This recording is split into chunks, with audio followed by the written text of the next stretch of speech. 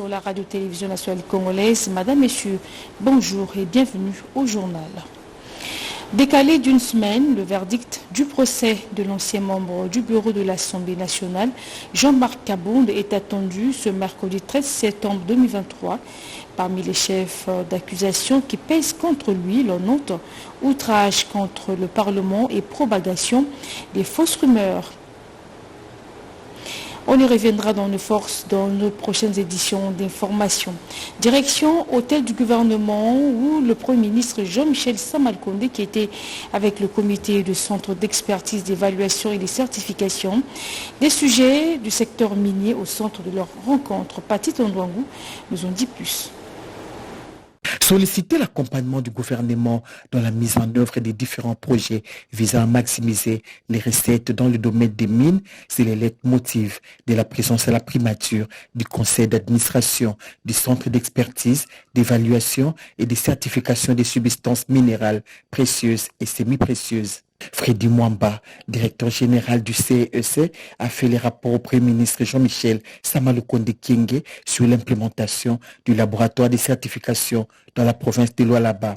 Projet qui compte également matérialiser à Lubumbashi, Mbujimayi et de la ville-province Kinshasa, ce qui nécessite l'implication du gouvernement central. Ce soir, nous étions avec l'autorité et comme vous le savez, l'autorité est chimiste, dont nous avons eu un débat technique sur le matériel que le CEC a mis à la disposition de la République et nous sortons avec joie parce que l'autorité a promis de nous accompagner, pas tout simplement dans le laboratoire de Lualaba que nous avons implémenté, mais dans les autres projets que nous avons, notamment sur le projet de laboratoire de Lubumbashi, le centre que nous allons mettre en place, Félix Antoine Tshisekedi en Mbujimayi, pour la formation dans les domaines des pierres, dans les centres de gémologie comme on appelle, sans oublier des laboratoires que nous allons mettre à Kinshasa pour tailler le diamant.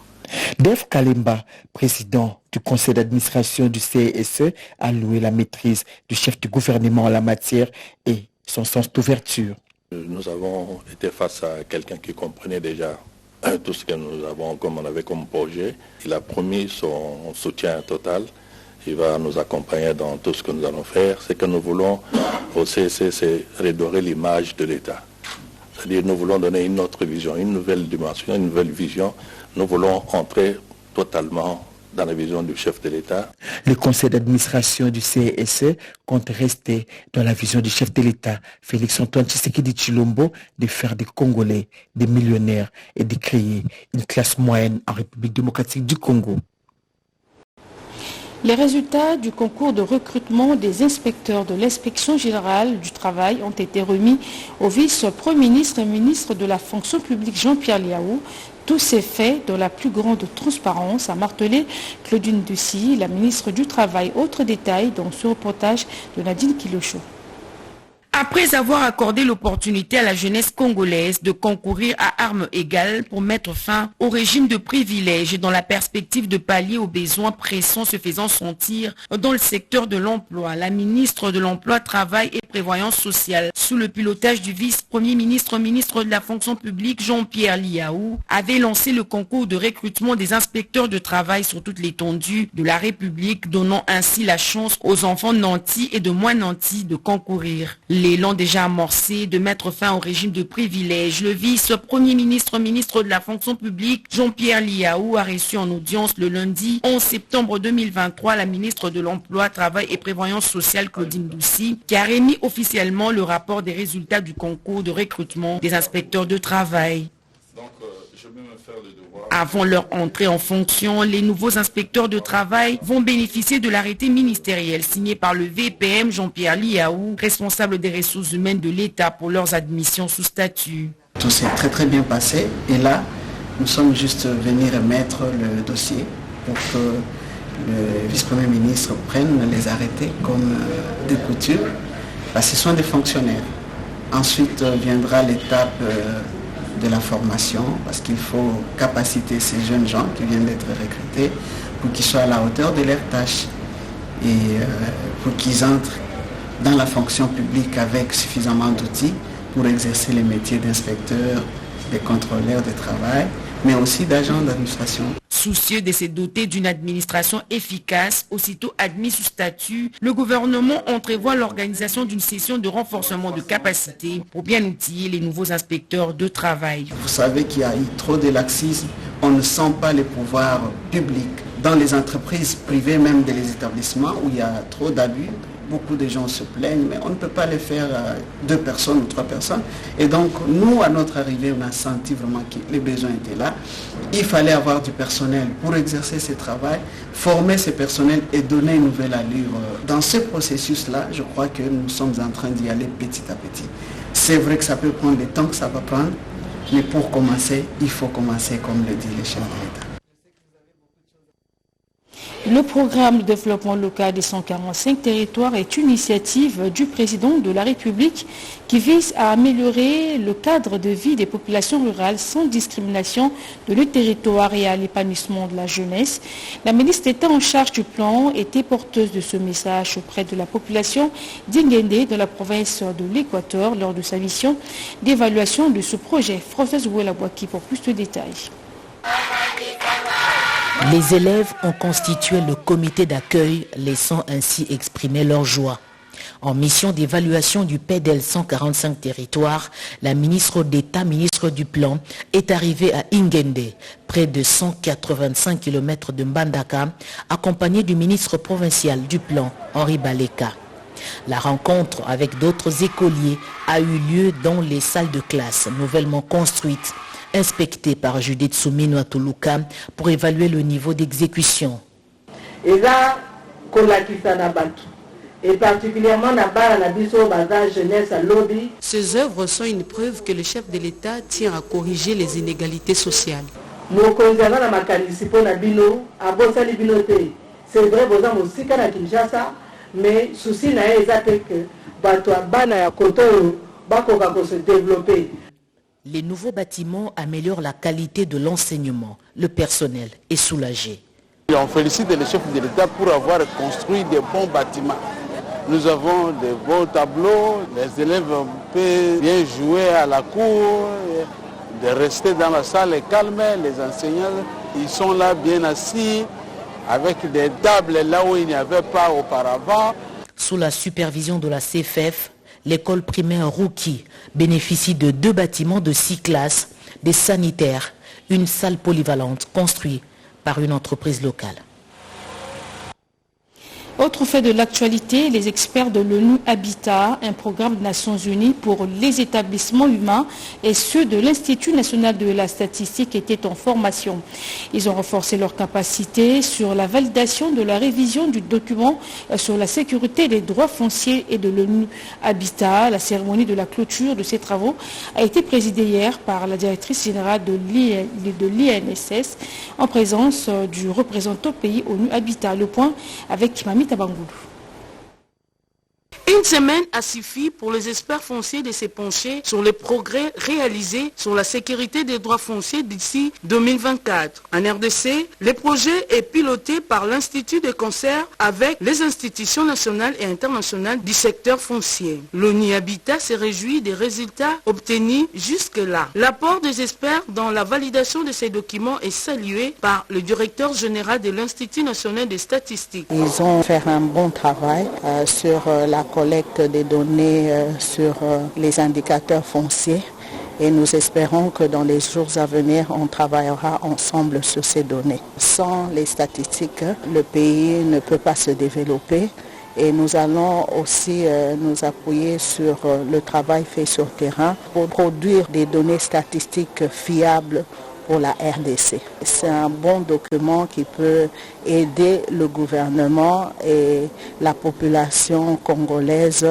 à ne plus avoir des conflits sur le domaine foncier. Les participants à ces assises ont livré leurs impressions. L'atelier de validation consistait à parler sur les pratiques du foncier, les principes fondamentaux, l'étude sur les données dont on a besoin pour les statistiques afin de bien devoir projeter l'accompagnement du secteur foncier pour le bien-être de tous les Congolais et tous ceux qui vivent sur le sol congolais. Les assises se sont clôturées par une ambiance conviviale. Faciliter l'écoulement des eaux de pluie pour éviter les inondations de la ville de Kinshasa, c'est l'objectif d'une opération de curage des caniveaux en cours de la municipalité de Ngalema. C'est une initiative du bourgmestre de cette commune, Sélé Kenina, nous en dit plus. Diriger, c'est prévoir. Prévoir, c'est aussi évaluer en amont. La pluie s'annonce et les quartiers Munganga, Malueka et Mamayemo dans la commune de Ngalema seront certainement en danger. D'où ces travaux d'assainissement initiés par l'autorité municipale.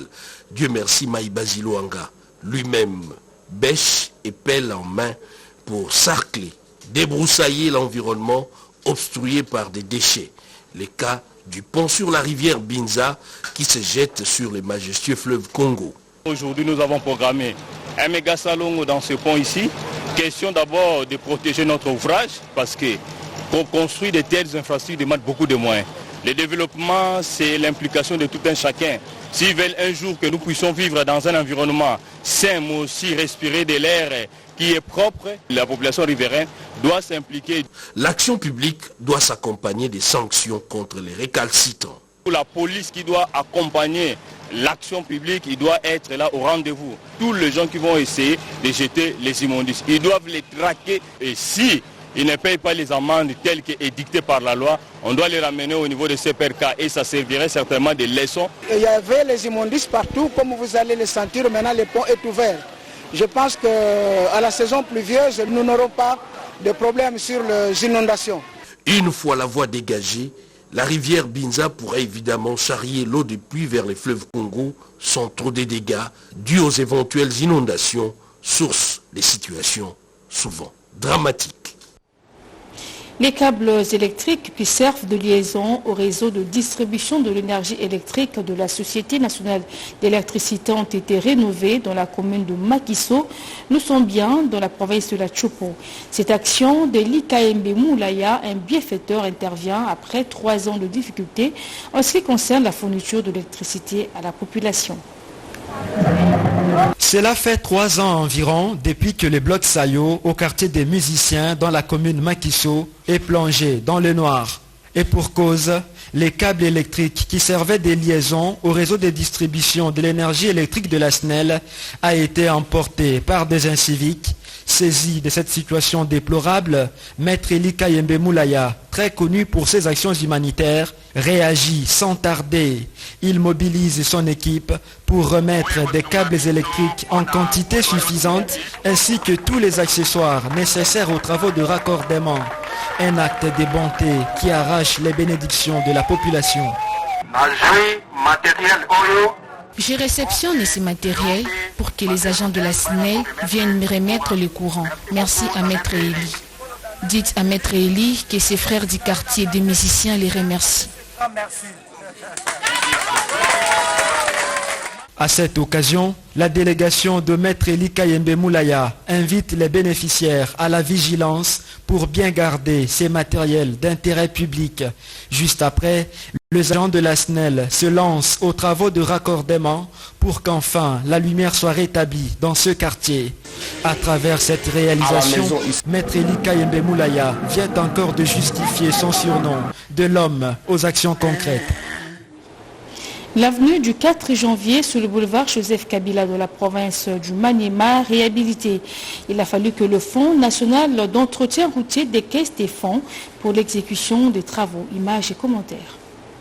Voici la conséquence de construire sans respect des normes avec le comportement irresponsable de la population de ne pas protéger la chaussée.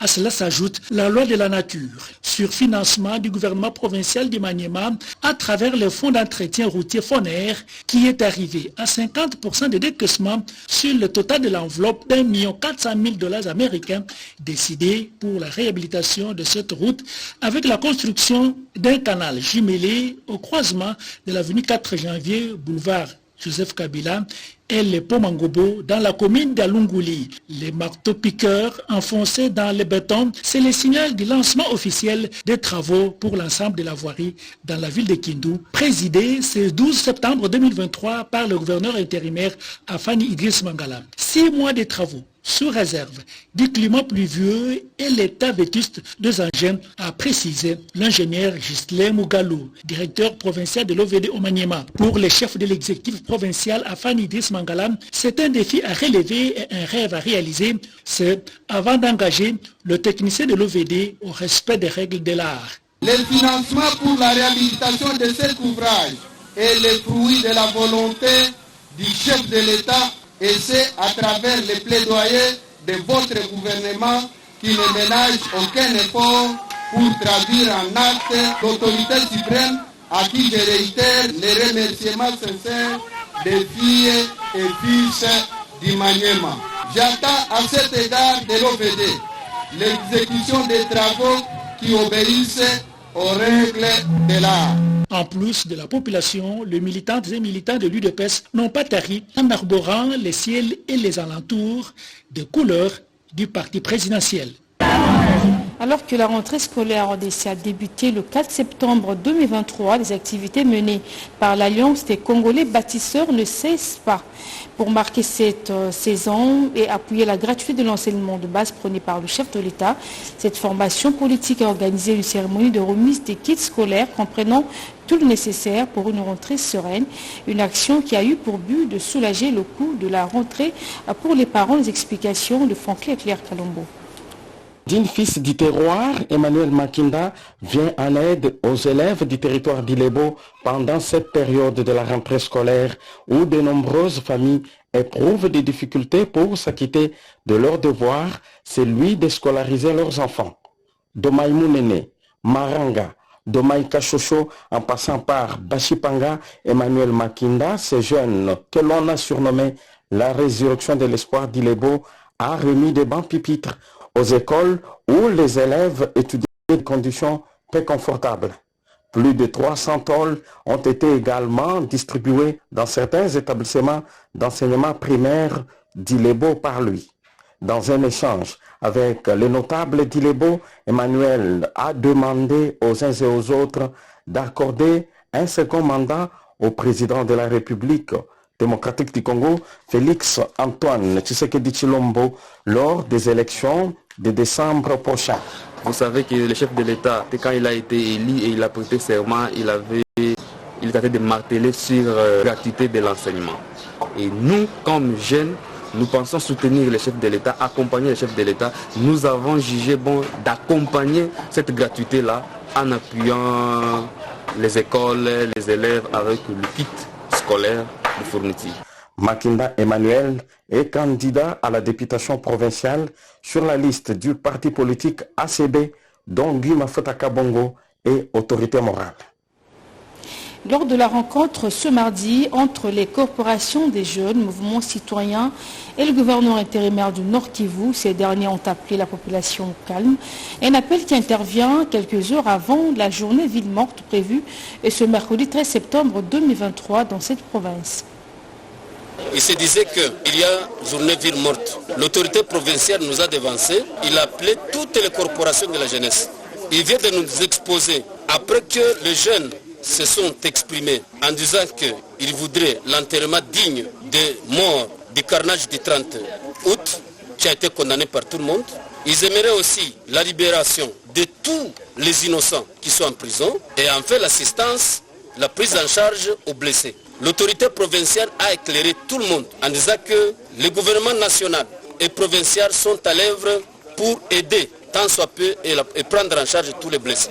Il a même dit qu'avant la fin de cette semaine, l'enterrement digne de nos morts aura lieu. Et enfin, il demande à toute la jeunesse d'user la maturité et de ne pas agir par sentiment. Et nous pensons que la jeunesse intercommunautaire est convaincue que nos revendications, à qui nous devons les orienter, c'est l'autorité provinciale. Il a écouté les revendications des uns et des autres. Nous désapprouvons la décision des jeunes et des associations qui se réveillent matin et soir dans des structures non formelles. Nous, la jeunesse intercommunautaire, qui a censé tous les jeunes de toutes les communautés de cette province. Et c'est d'ailleurs la peur de l'autorité provinciale que cette province nous appartient. Nous n'allons pas cautionner que nos mamans, nos papas ne vaquent pas librement à leurs occupations pour répondre aux appétits des uns qui ne veulent pas entendre les décisions de l'autorité provinciale. À cet effet, nous appelons tout le monde de toutes les communautés qui vivent au Nord Kivu de vaquer librement à leurs occupations, en attendant les propositions et les promesses de l'autorité provinciale ainsi que de l'autorité nationale. Rendons-nous à présent en Ituri où l'heure est au rapprochement des communautés locales pour réparer et restaurer la paix dans cette partie de la République.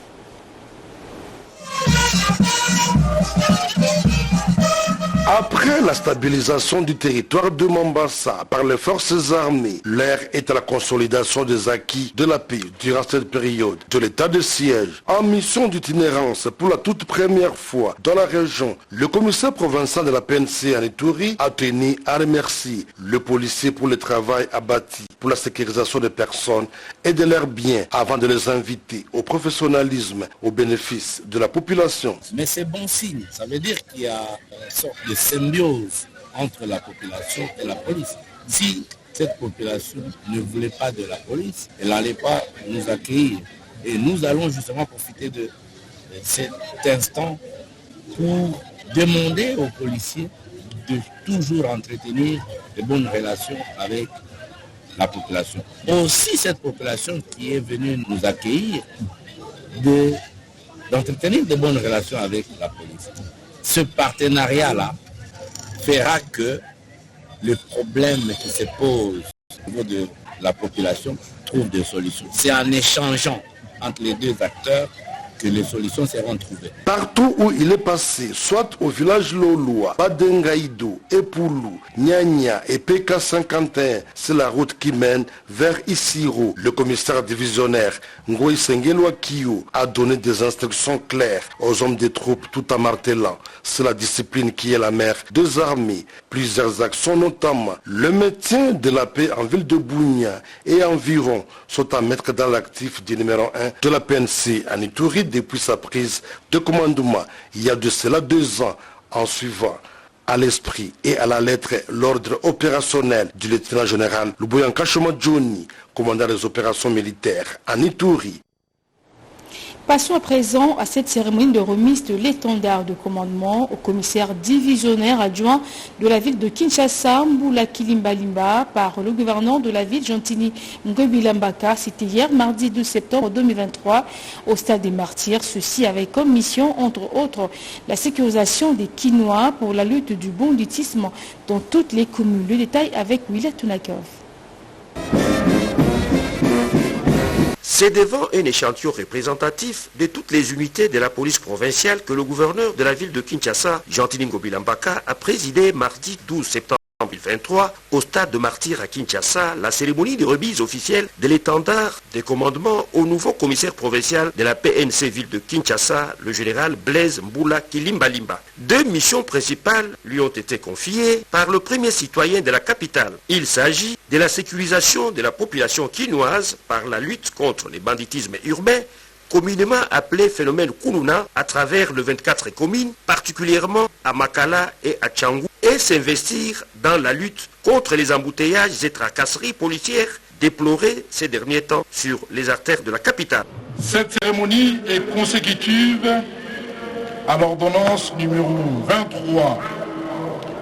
23/112 du 7 juillet 2023 portant nomination au sein de commandement des commissariats provinciaux de la police nationale congolaise. Monsieur le commissaire divisionnaire adjoint Mboula Kilimbalimba Blaise, je vous remets cet étendard, symbole de votre commandement que vous défendrez jusqu'au sacrifice suprême. Les nouveaux chefs de la police ville de Kinshasa, tout en remerciant le président de la République, Félix Antoine Tshisekedi Tshilombo, pour sa nomination, a promis de réaliser des résultats satisfaisants.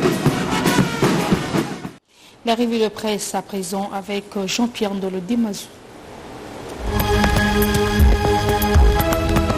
Bonjour à tous.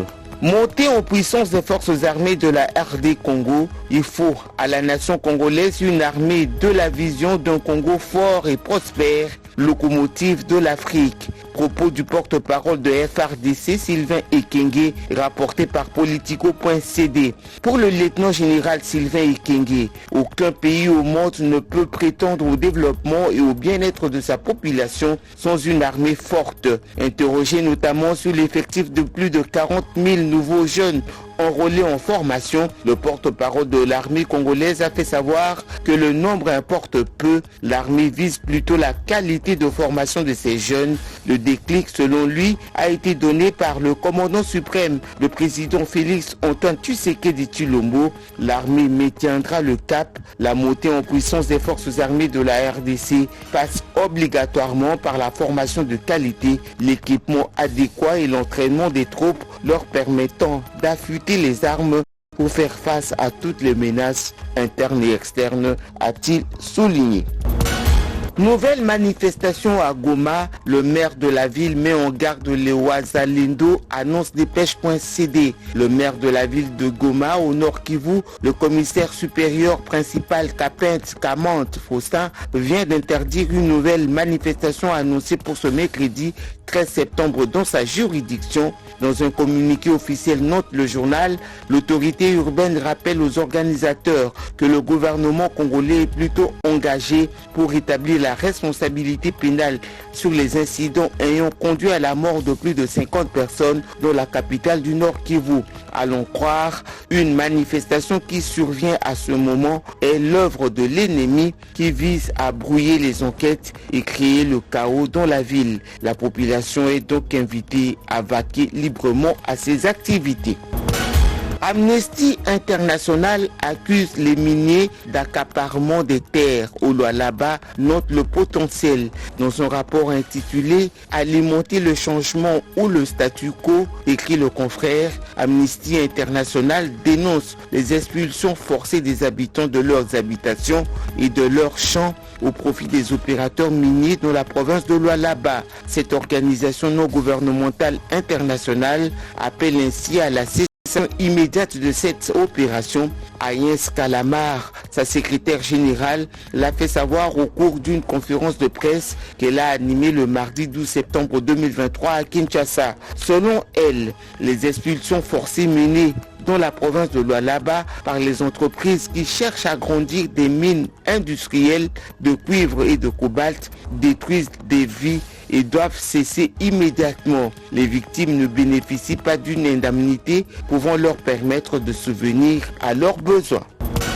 Horreur à Bunia. Un enfant accusé de sorcellerie perd la vue après des tortures lors d'un exorcisme, révèle la République. Les organisations féminines de l'Ituri ont invité lundi 11 septembre la justice à sanctionner les auteurs des violences la semaine dernière sur un enfant accusé de sorcellerie. Un pasteur et la tante de la victime l'ont torturé jusqu'à lui crever les yeux à l'aide d'un outil tranchant. Selon sa mère, le petit Chance Drajima, âgé de 9 ans, se trouvait chez sa tante maternelle pour ses vacances scolaires. Tout a commencé lorsque l'enfant s'est plaint des maux de tête. Sa tante décide de l'amener dans une église de réveil appelée Corps du Christ au quartier Lembambo. L'enfant est alors accusé de sorcellerie par le pasteur. Ce dernier le conduit dans une chambre de prière. Là, il est violenté, roué des coups. Sa tante récupère ensuite une clé et arrache les yeux du jeune garçon. Alertée, la mère de l'enfant arrive sur le lieu du drame et conduit son fils à l'hôpital. Le médecin constate que les yeux de l'enfant sont complètement crevés. C'en est fini pour cette grande édition de la mi-journée réalisée par Francine Atumissi et Ramadan Pouki. Merci de votre sympathique attention. On se retrouve très prochainement. D'ici là, prenez soin de vous et bonne suite des temps en compagnie de la chaîne nationale.